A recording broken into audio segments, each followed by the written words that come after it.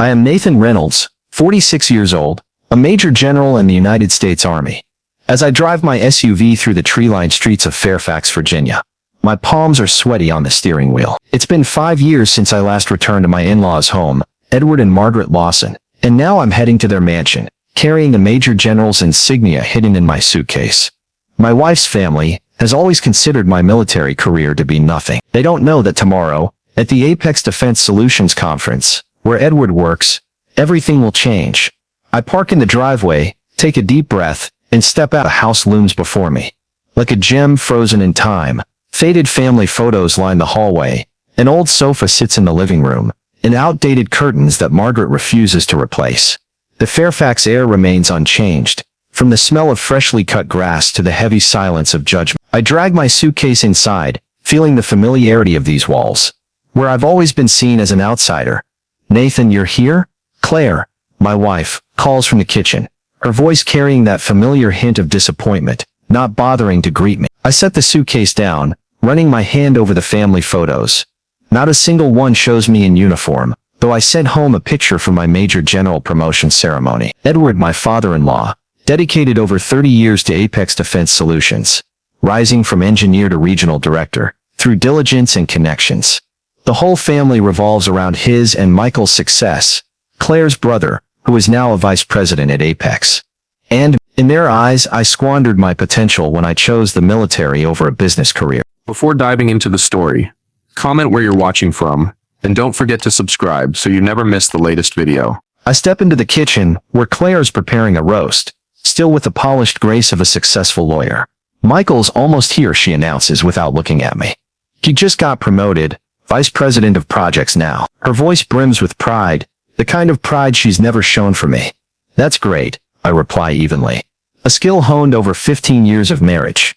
I'll congratulate him." Claire goes on about Michael and his wife, Emily, their new house in Bethesda, and the successes at Apex that the Lawson family holds as the gold standard. Not once does she ask about my work, the long months away from home, or the $2 billion defense contract I oversaw. To my wife's family, I failed the moment I chose the military.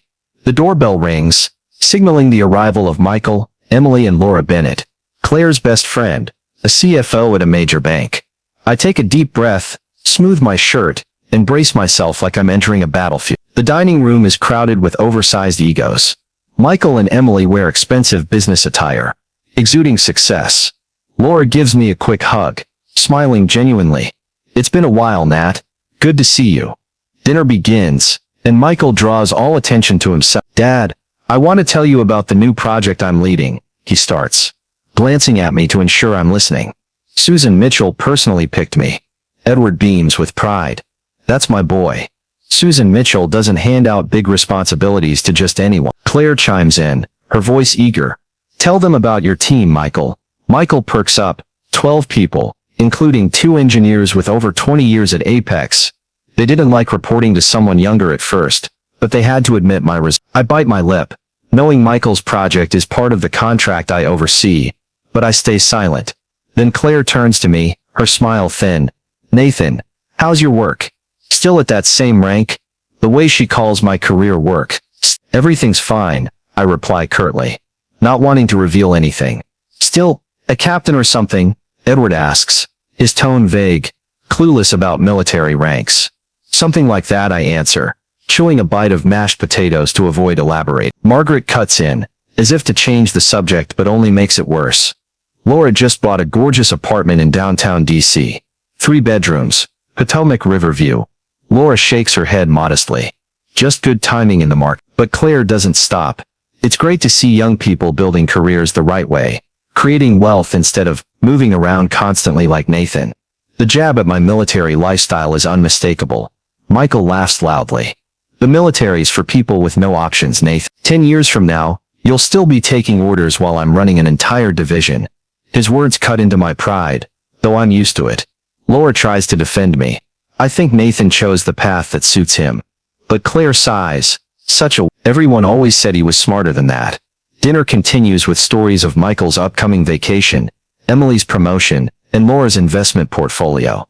No one asks about my recent deployment or the AI training course I just completed. As dessert is served, Edward mentions tomorrow's Apex conference. Susan Mitchell is coming to inspect the branch. Some military officers attending, but probably just a major to make an impression, he says. I suppress a smile, knowing that officer is me. I sit on the hotel bed in Arlington, the dim light casting a glow on the open suitcase before me. My Major General's uniform lies neatly in its garment bag, the twin star insignia glinting, as a reminder of what I've achieved, and what my wife's family has never acknowledged. Tonight I endured another dinner, filled with disdain from Claire, Edward and Michael. Memories flood back, taking me to the early days that shaped who I am today. Over 20 years ago, at 18, I enrolled in the ROTC program at college, not for the scholarship, but from a deep desire to serve my country. Images of 9/11 still haunted me, and I wanted to be part of something greater than myself. But when I told Claire, my girlfriend at the time, about this decision, she looked at me as if I'd announced I'd become a street artist. The military? She asked, her voice dripping with disappointment. That's for people with no options, Nathan. You're smarter than... Those words, nearly identical to Edward's tonight, almost made me waver. But I stayed resolute, and ROTC not only covered tuition, but gave me a clear purpose. When I married Claire, her family, especially Edward, had plans for me. They wanted me to join Apex Defense Solutions, Edward's company, where he rose from engineer to regional director over decades. They saw me as a version of Michael, Claire's brother, 3 years her senior, always ready to follow in his father's footsteps. Michael embraced that plan, relishing the favoritism and never missing a chance to remind me he'd outshine me. My career, in contrast, grew beyond anyone's expectations, except mine and my military mentors. At 22, I was commissioned a second lieutenant, then a captain at 25 due to my skill in network analysis. By 32, I became a major after leading a team to thwart a sophisticated cyber attack on military infrastructure, saving countless classified documents, and possibly lives. That achievement put me on the Pentagon's radar. At 46, I was promoted to Major General, one of the youngest in the U.S. Cyber Command, specializing in cybersecurity and artificial intelligence.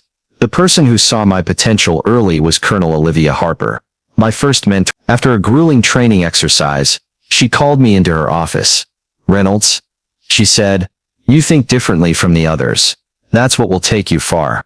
Under her guidance, I learned to trust my instincts and leverage my unique perspective. When a routine security audit uncovered anomalies others overlooked, Olivia urged me to dig deeper. That investigation uncovered a coordinated plot to breach multiple defense systems. The campaign I led afterward earned me an early promotion to lieutenant colonel and the Pentagon's attention. Olivia, now a major general, nominated me to lead the Apex contract. They're developing next-generation cybersecurity protocols, she explained. We need someone who understands both the technical and strategic sides, who can speak the language of both the military and business. 3 weeks ago, when she pinned the Major General's insignia on my shoulder, the ceremony was attended by generals and Pentagon officials, but not my wife's family. I didn't bother inviting them. Years of their dismissal taught me to stop seeking their validation. I open the garment bag, and carefully remove the uniform. The dark green fabric feels smooth under my hands, the brass buttons gleaming even in the dim light. I brush my fingers over the rows of ribbons and medals on the chest, each representing a mission, a sacrifice, a victory my wife's family knows nothing about. The twin star insignia of a major general catches the light as I turn the jacket, and I recall Edward's words. Rank doesn't mean anything in the real world, Nathan. Out here it's about what you do, not the titles they give. Tomorrow he'll see that in my world, this rank was earned by proving what I can do, time and again, under pressure and in critical situations. I inspect every detail of the uniform, a familiar ritual that calms me. Not a single loose thread, not a speck of dust. I hang it carefully in the closet, concealed behind some civilian clothes, like a warrior preparing for a decisive battle. Tomorrow, Apex will host its annual leadership conference, and Edward mentioned that CEO Susan Mitchell will visit their branch. What my wife's family doesn't know is that I'm now the military lead for the $2 billion contract between the Army and Apex, a role requiring expertise in cybersecurity and artificial intelligence, the very technology Apex has developed. I have the authority to approve all strategic decisions, including the project Michael was bragging about. My phone buzzes on the table, breaking the silence. It's Major General Olivia Harper, the mentor who's guided me throughout my career. Nathan, her voice comes through the speaker, steady and warm. Everything's set for tomorrow? I smile, comforted by her trust. Yes, ma'am. Uniform checked. Documents ready. She chuckles softly. Good. This contract is critical, Nathan. You're the best for it. Don't let anyone, not even family, shake you. I nod, though she can't see. Thank you, Olivia. I won't let you down. The call ends, and I sit on the bed, reflecting on what Olivia said. My wife's family, Claire, Edward, Michael, has never understood my work. In 15 years of marriage, they haven't attended a single promotion ceremony, asked about my missions, or read a single article about the campaigns I've led. Claire once said the military was a choice for those with no future. And Edward agreed, always comparing me to Michael, groomed to succeed him at Apex. Tonight they did it again, belittling me in front of Laura, the only one who tried to defend me, however weakly. I glance out the window, the lights of Arlington twinkling in the distance. I recall the moment I told Claire about the ROTC scholarship, over 2 decades ago. She exchanged a worried glance with Edward, as if I'd declared I was throwing away all potential. But what about law school or business? She asked. You always said you wanted to work at Apex someday.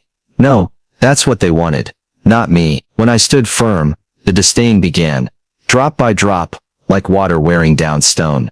But I have no regret. The military gave me purpose, discipline, and the chance to protect my country in ways my wife's family could never comprehend. I check my watch, a gift from Olivia, after my major promotion ceremony. It's late, but I'm not sleeping. Tomorrow will be a long day, not just because of the conference, but because I'll face my wife's family in a role they never expected. I'm not seeking revenge, but I want them to see me, truly see me, even if just one. I close my eyes, take a deep breath, and tell myself just one more night, Nathan.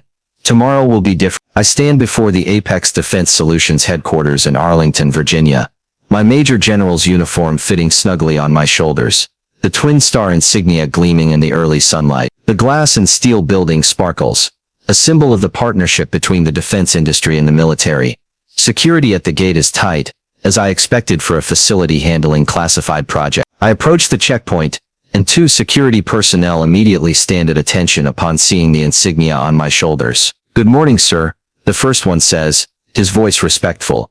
May I see your identification? I hand over my military ID and project authorization. Major General Nathan Reynolds, Pentagon representative for Project Sentinel. The guard's eyes widen slightly as he verifies the information. Yes, sir. You're expected in the main conference room. Would you like an escort? No need, I reply. I know the... In truth, I studied the building's layout thoroughly beforehand. As I pass through security, the atmosphere shifts. Employees stop chatting. Some nod respectfully.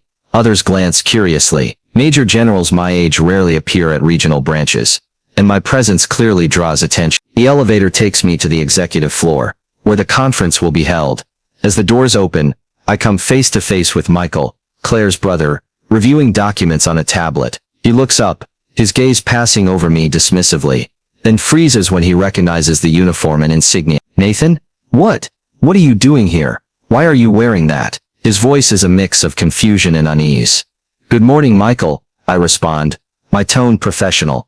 I'm here for the conference. Before he can react, Edward, my father-in-law, appears from around the corner, talking with 2 other executives. He stops mid-sentence, his expression shifting from surprise to confusion, then concern, when he sees me. Nathan, what's this about? Why are you in uniform? He glances around, clearly worried about what colleagues might think. Dad, I nod, staying calm.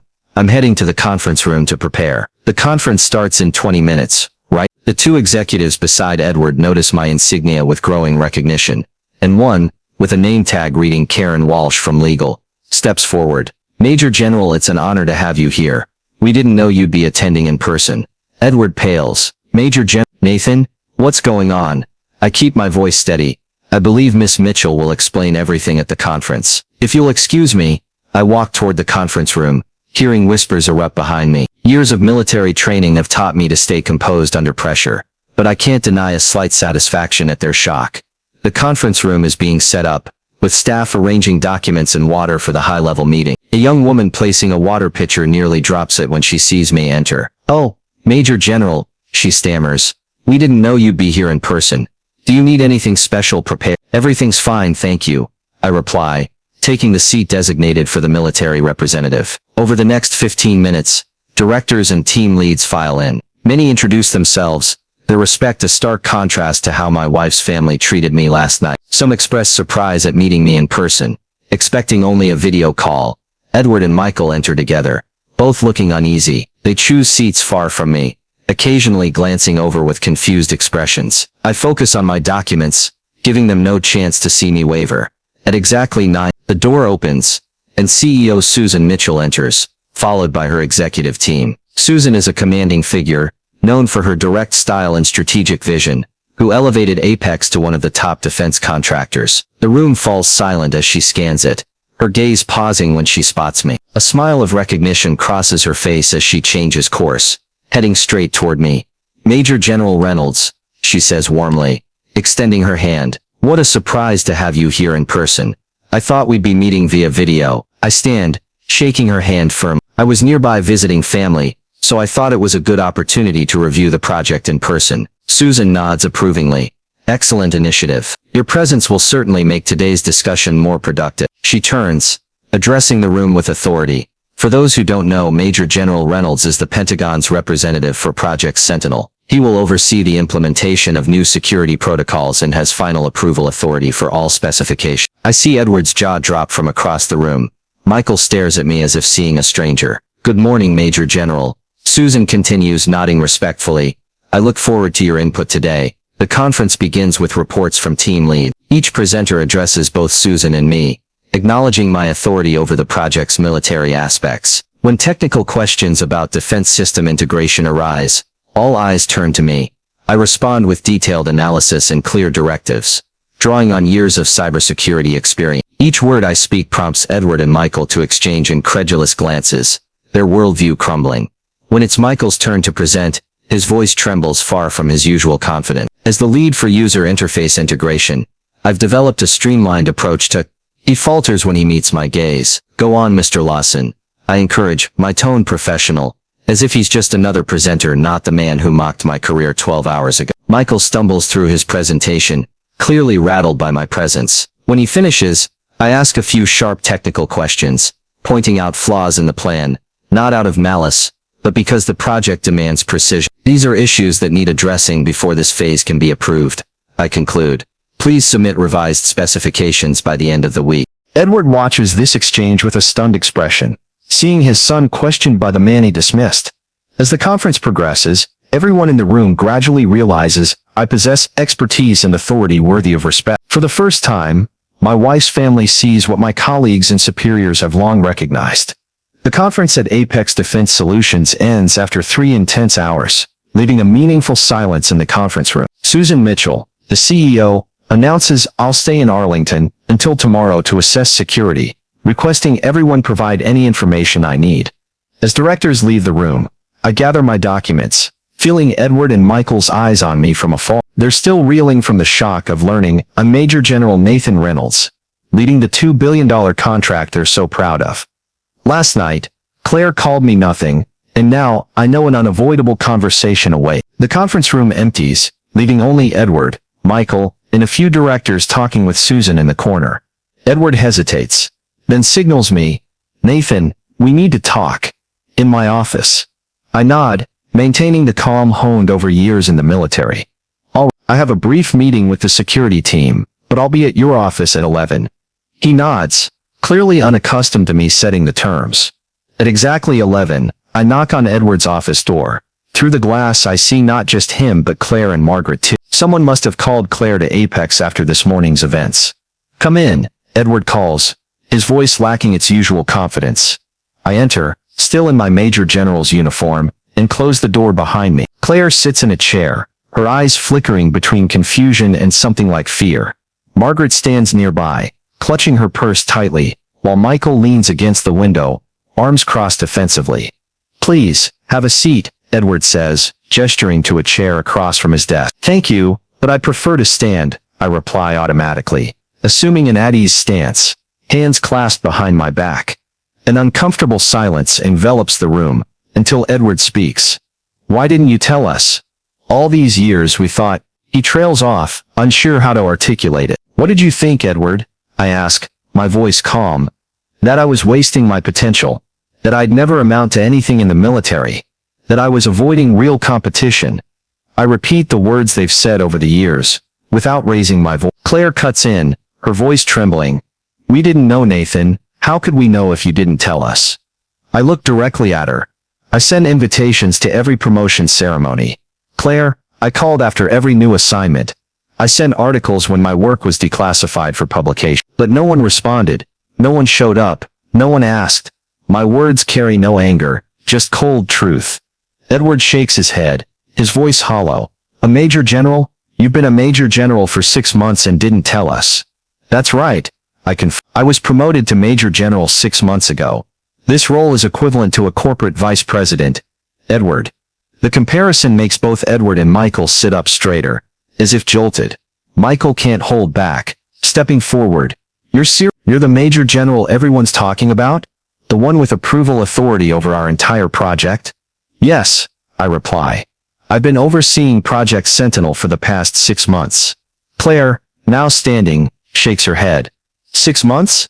You hid this from us for 6 months? Susan Mitchell, passing by, knocks and enters. Interrupting. Major General Reynolds. I just want to reiterate you did outstanding work today. General Harper was right about your talent. She glances around, sensing the tension, and withdraws. I'll let you continue. Susan's appearance makes Edward even more flustered. He stands, his voice a mix of anger and confusion. You could have given us a heads up, Nathan. You deliberately let us think you were just some low-ranking officer pushing papers somewhere. I meet his gaze, my voice low. Would it have made a difference? When have you ever genuinely cared about my career? Last night, not one of you asked me a serious question. It was all about Michael and Laura's apartment. My words silence the room. Margaret speaks up, her voice soft. We always wanted the best for you, Nathan. I shake my head. No, Margaret, you wanted what you thought was best. You wanted me to follow the path you understood and valued. When I chose differently, you decided my choice was worthless. Edward sits back down, his anger fading. Michael followed the plan. He's succeeding. I'm happy for Michael, I say sincerely. But that was never my path. I needed something else. Michael lowers his arms. His defensiveness eased. All these years, we thought you were just stuck, going nowhere. I know what you thought. I reply. You made it clear every time we met. You'll never be anything in the military. That was you last night, Michael. He looks down, visibly ashamed. Claire steps forward, her voice shaky. Now we know, and we're so proud, truly. I always said the military is an honorable profession. I nearly laugh at this revisionist history. Claire, don't do that. Don't pretend you were always supportive. That only makes real reconciliation hard. She opens her mouth, then closes it, unaccustomed to such direct pushback. Edward stands, approaching me. For a moment I think he might hug me, but he stops, extending his hand formally. Major General Reynolds, he says, his voice choked. I owe you a profound apology. I failed to recognize your achievements, dismissed your career out of ignorance and prejudice. I was wrong. His formality is characteristic, but the admission is new. I shake his hand. Thank you, Edward. Margaret steps forward, uncomfortable with a direct apology. We should have attended your ceremonies, she says softly. I would have wanted to see you honored. It's the closest thing to an apology she can manage, and I nod in acceptance. Michael remains by the window, clearly wrestling with himself. Finally he says, so you've outdone me by far. This isn't a race, Michael, I reply. He nods slowly. I was wrong to mock you last night. I didn't know. You didn't ask, I say. No one. The room falls silent again, but this time it carries a different tone, not tension but the beginning of understanding. I know there's still much hurt to heal, but for the first time I feel my wife's family is trying to see me. Truly see me. I drive away from Apex Defense Solutions, in Arlington, the sunset staining the Virginia sky red. My Major General's uniform still fits snugly, but my mind feels lighter after today's conference. As I head toward the military base in Washington, I know the journey to mend things with my wife's family is still long. The base comes into view, its familiar iron gate opening as I present my ID. The gate guards salute formally. Their voice is respectful. Good evening, sir. I nod, driving in, finding comfort in this environment, where I'm judged by my competence, not prejudice. When I enter my office, Major General Olivia Harper, my mentor for years, is waiting. She stands, a proud smile on her face. Nathan, you made us proud today, she says, shaking my hand firmly. Susan Mitchell called me right after the conference. She said you're the project's most valuable asset. Thank you, Olivia.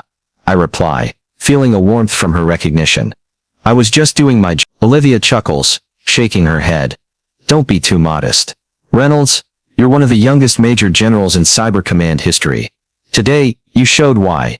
We sit, and she asks about the conference. I recap briefly, focusing on technical details, but omitting my wife's family. Olivia, with her keen insight, senses something. Anything else, Nathan? You look like you just came from another battle besides the conference. I hesitate, then summarize the Fairfax dinner and the office confrontation with Edward. Olivia listens, nodding slow. Family doesn't always understand what we do, she says. But you showed them your worth. Whether they accept it is their choice. Her words remind me I don't need my wife's family's validation to know who I am. Thank you, I say sincerely. You always put things in perspective. Olivia smiles. Now get some rest. You've got security assessments for Apex tomorrow. I leave the office, walking down the hall, where colleagues salute respectfully. A young major stops, asking about the conference. Heard you left Apex's ex speechless, sir, he says, his voice admiring. I smile. Just doing the job, Major. But inwardly, I feel a quiet pride. Here at the base, I'm judged for what I do, not what my wife's family thinks of me. Back at my upscale apartment in Washington, I remove my uniform, hanging it carefully in the closet. City lights twinkle through the window, and I sit on the sofa reflecting on my career. The military gave me purpose, discipline, and the chance to protect the nation through cybersecurity campaigns my wife's family can't comprehend. The Sentinel contract, with its $2 billion investment in AI security protocols, proves the impact of my work. I'm not just pushing papers, as Claire once said. I'm shaping the future of national security. My phone buzzes on the table, a text from Claire appearing. Nathan, we need to talk. I'm sorry about last night. I stare at the screen, emotions mixed. Her apology in Edward's office this morning, "We're so proud," felt more like damage control than sincerity. I've waited 15 years for respect from her and her family, but now that it's here, I'm not sure I can trust it yet. I set the phone down, not replying.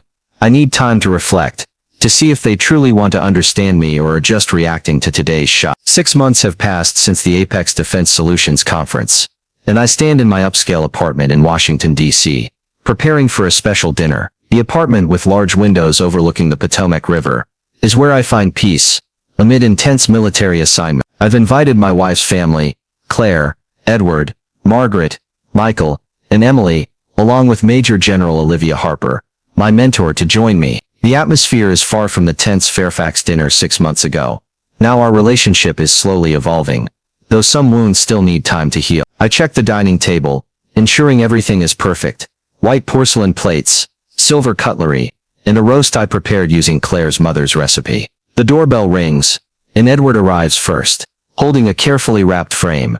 Nathan, he says, his voice hesitant but genuine. I thought you'd want this. I unwrap it, revealing a professionally framed article about Project Sentinel's success, featuring a photo of me in uniform, with Olivia and Susan Mitchell at the project's launch. I hung one in my office, he says, slightly embarrassed. Thought you should have one for your wall too. I nod, touched by the gesture. Thank you, Edward. Very thoughtful. Margaret brings a homemade apple pie, my favorite from early dating days with Claire. She sets it on the table, surveying the apartment with admiring eye. Your place is beautiful, Nathan, she says. So clean and tidy, military discipline. I joke, and she laughs. A real laugh, free of the sarcasm she once used. Margaret has stopped comparing me to Michael, or Laura, now asking about my work, at least the unclassified part. Though still awkward, her effort is sincere. Michael and Emily arrive last, bringing an expensive bottle of wine. The biggest change is in Michael. After the conference shock, he's approached me with genuine curiosity about my career. As we sit in the living room waiting for dinner, Michael starts, Nathan, I used the security protocols you suggested last month. My team thought I was a genius for coming up with them. I raise an eyebrow. Did you give credit where it's due? He grins sheepish. Eventually, after enjoying the praise for about 5 minutes. But honestly, it went smoothly. The clients were impressed. I nod. Good work, Michael. Your team's efficient. This professional acknowledgement seems to mean more to him than any family praise before. Edward, examining my modestly displayed military medals on a bookshelf, turns back. I read the article about the cyber attack you stopped last year, he says. I didn't grasp all the technical details, but it sounded important. It was, I confirm. We caught it early. Thankful. Security infrastructure affects everyone. He nods. His gaze thoughtful. I always thought the military was just physical combat. I never considered the cyber battlefield. Most people don't. I reply. That's part of why we're effective. The enemy doesn't always see us coming. The doorbell rings again, and I open it. Olivia Harper stands there, her uniform pristine despite being off duty. Major General Reynolds, she greets, with a warm smile. Thanks for the invite. Major General Harper, thank you for coming, I reply, leading her to the living room. Everyone, this is Major General Olivia Harper, my superior and mentor. Olivia, this is my family. Edward stands immediately, offering his hand with the respect he reserves for top executives. Major General Harper, an honor. I understand we owe you thanks for recognizing Nathan's potential. Olivia shakes his hand firmly. The potential was always there, Mr. Lawson. I just provided opportunities for it to grow. As we sit at the dinner table, conversation flows more naturally than any family gathering I can recall. Olivia shares military stories, carefully avoiding classified details, helping my wife's family understand my world. Over the main course, she says, Nathan designed a simulation program now standard for all cybersecurity trainees. His approach cut successful breach attempts by 65% in training scenarios. I see Claire and Edward listening, truly hearing about my achievements for the first time. Margaret whispers, we didn't know. All these years we didn't know what you really did. You didn't ask, I reply, but without the bitterness of 6 months ago. But now you know, and that's what matters. As we move to coffee and Margaret's apple pie, Edward raises his glass. To Major General Nathan Reynolds, he says, his voice full of pride, who proved that following your own path can lead to extraordinary places. We may have been slow to see it, but we couldn't be prouder now. I raise my glass with everyone, feeling a peace I never had at my in-laws' home. The recognition no longer defines me, but it still brings a sense of healing. Reconciliation isn't complete, but this is a real step forward. Claire has changed the most. Since the Apex conference 6 months ago, she started attending military events with me, though initially hesitant. Tonight, after everyone leaves, she lingers, standing beside me at the window. Nathan, she says softly, gazing at the river, I was wrong not to see your worth. I want us to start over, if you're willing. I look at her, sensing a sincerity I haven't seen in years. One step at a time, Claire, I reply, touching her hand lightly. We stand there silent, but the silence holds new hope. Our marriage still needs time to heal, but for the first time, I believe we can do it. The story of Nathan Reynolds, a major general dismissed by his wife's family, but ultimately recognized for leading a $2 billion contract at Apex Defense Solutions, reflects the pressures and values prevalent in American society today, where success is often measured by status, wealth, and corporate career. In the context of the United States in 2025, with fierce competition in tech and defense industries, Nathan's story underscores the lesson of staying true to your own path, despite societal prejudice. The way his wife's family, Claire and Michael, prioritized Michael's success at Apex, while dismissing Nathan's military work, mirrors an American tendency to value prestigious professions, like lawyers or executives, while quieter contributions, like military service, are often overlooked. Their shock when Nathan revealed himself as a major general at the Apex conference shows how such biases can obscure a person's true worth. The lesson is this: cherish your own value, and persist in pursuing your passion, even when society or loved ones fail to recognize it. Nathan, despite Claire calling him nothing and enduring 15 years of disdain, achieved the rank of Major General through Olivia Harper's support and belief in his work, protecting national security via cybersecurity. In today's American life, where social media pressure and societal comparisons can make you doubt your choices, learn from Nathan, focus on long-term goals, seek mentors like Olivia, and don't let external biases define you. Ultimately, as Nathan realized after the reunion dinner, recognition from others, though valuable, isn't as crucial as knowing your own worth. Subscribe to the channel to follow journeys of overcoming prejudice and affirming self-worth. Like I. Thank you for listening, and see you in the next video, with more inspiring stories.